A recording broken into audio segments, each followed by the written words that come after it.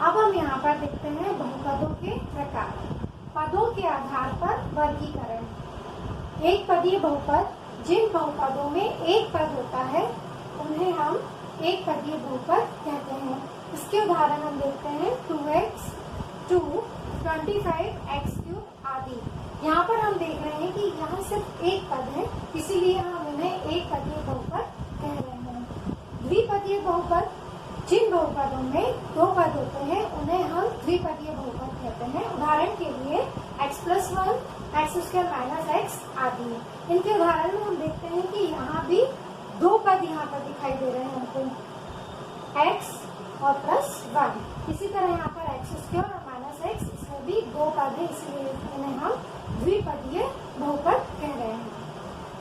त्रिपदीय बहुपद, जिन बहुपद में तीन पद होते हैं उन्हें हम त्रिपदीय बहुपद कहते हैं। इनके उदाहरण देखते हैं x² + x+2, 5x³ + 2x - 1 आदि।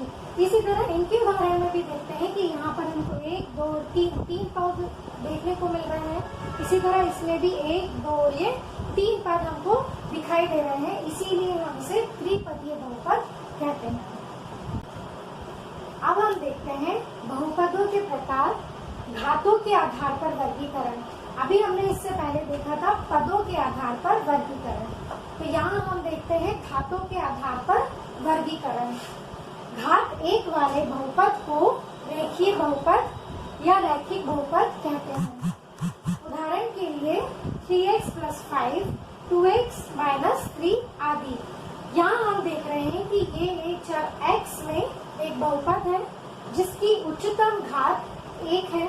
इसी तरह यहाँ पर भी x की उच्चतम घात 1 है, इसीलिए हम कहेंगे बहुपद की घात 1 है और इसे हम रैखिक बहुपद कहते हैं। अब आगे देखते हैं घात 2 वाले बहुपद को द्विघात बहुपद कहते हैं।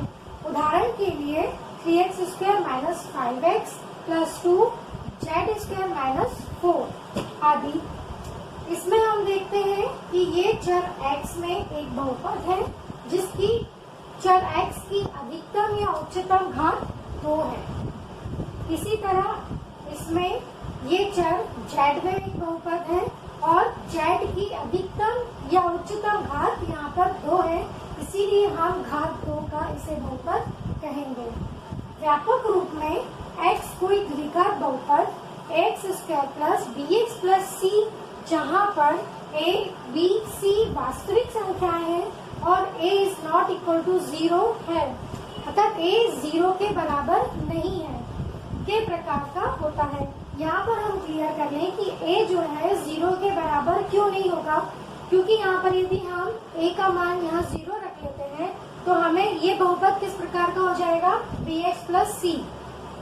bx + c यदि हमें मिलता है तो इसमें चर x की उच्चतम घात होगी 1। यदि ये उच्चतम घात 1 बनाता है तो इसे हम कहेंगे रैखिक बहुपद, जो हम इसे पढ़ चुके हैं। क्योंकि रैखिक बहुपद बन जाएगा तो इसे द्विघात बहुपद नहीं कह पाएंगे, इसीलिए a बराबर नहीं है 0 के।